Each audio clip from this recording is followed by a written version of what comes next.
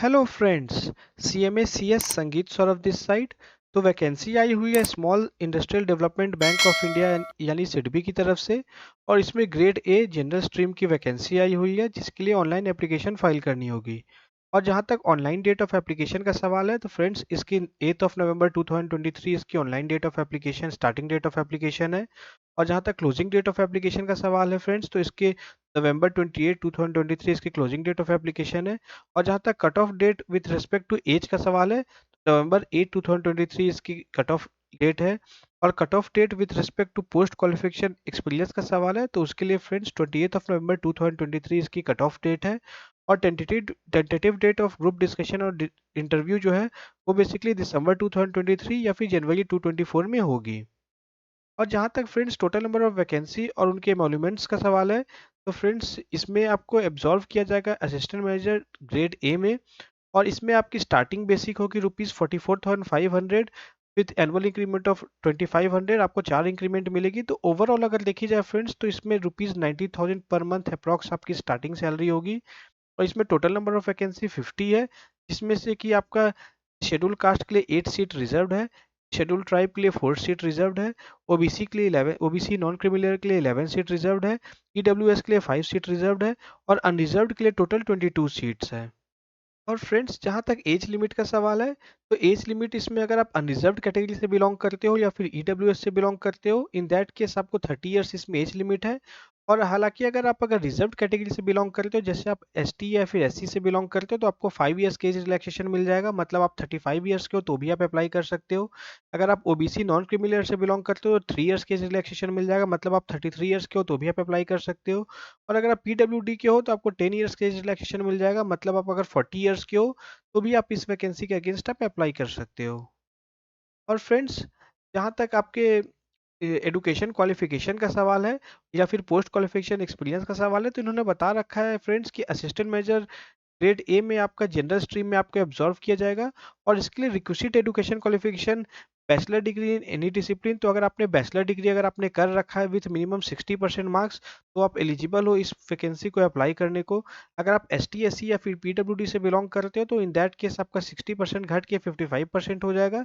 और आपने जो भी बैचलर डिग्री की है that should be recognised by the government of India या फिर यूजीसी। या फिर फ्रेंड्स अगर आपके पास अगर चार्टर्ड अकाउंटेंसी की अगर आपके पास डिग्री है या फिर कंपनी सेक्रेटरी की या फिर कॉस्ट एंड वर्क्स अकाउंटेंट की या फिर चार्टर्ड फाइनेंशियल एनालिस्ट की या फिर कॉस्ट एंड मैनेजमेंट अकाउंटेंसी की तो in that case also you are eligible to apply for this post.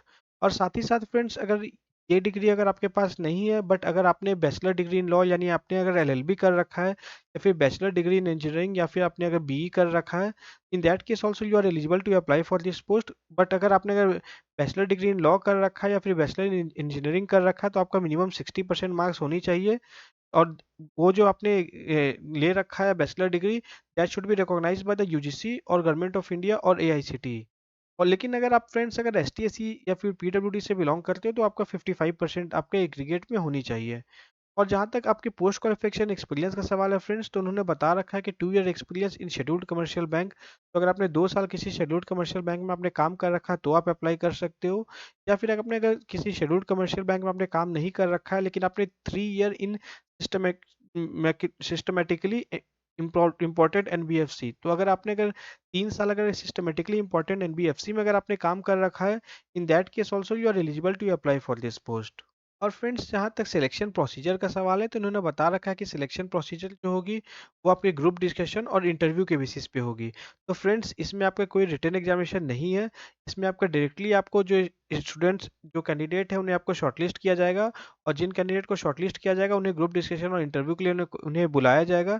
और जो भी स्टूडेंट्स फिर इसे पास कर जाते हैं उसके बाद उन्हें फाइनल सिलेक्शन कर दिया जाएगा। और फ्रेंड्स जहाँ तक ग्रुप डिस्कशन और इंटरव्यू का सवाल है तो इन्होंने बता रखा है कि आपका जीडी या फिर इंटरव्यू जो है वो आपके लखनऊ, मुंबई, न्यू दिल्ली, चेन्नई और कोलकाता में होगी।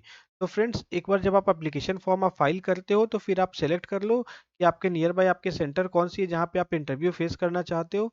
तो फ्रेंड्स ये 5 सेंटर इन्होंने बता रखा है, इन 5 सेंटर में ही आपकी जीटीपीआई की जाएगी। और फ्रेंड्स जहाँ तक एप्लीकेशन फ़ी का सवाल है फ्रेंड्स तो इन्होंने बता रखा है कि आपके अगर आप एस टी एस सी या पीडब्ल्यूडी से बिलोंग करते हो तो आपकी एप्लीकेशन फ़ी ₹175 होगी। और अगर आप इसके अलावा अदर कैटेगरी से बिलोंग करते हो जैसे ओबीसी हो गई या फिर ईडब्ल्यूएस हो गई या फिर अनरिजर्व्ड कैंडिडेट हो गए यानी जनरल कैंडिडेट हो गए, इन दैट केस आपके non refundable application fee will be rupees 1100। तो फ्रेंड्स एक बार आप अपनी आप एलिजिबिलिटी क्राइटेरिया आप एक बार देख ले। अगर बैचलर डिग्री अगर आपने कर रखा है फर्स्ट डिवीजन से तो फिर आप एलिजिबल हो, या फिर आपने C S C S C M A आपने कर रखा है, या फिर आपने एम बी ए कर रखा है, तो आप in that case you are eligible to apply for this post. तो फ्रेंड्स एक बार अपनी एलिजिबिलिटी क्राइटेरिया देख ले और साथ ही साथ अपने आप एक्सपीरियंस को आप देख ले।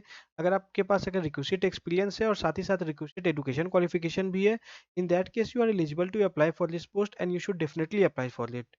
Friends, this is all government job updates as of now. Very soon I'll come up with updates on another government job vacancy. Till then, take care and subscribe our channel. Thank you.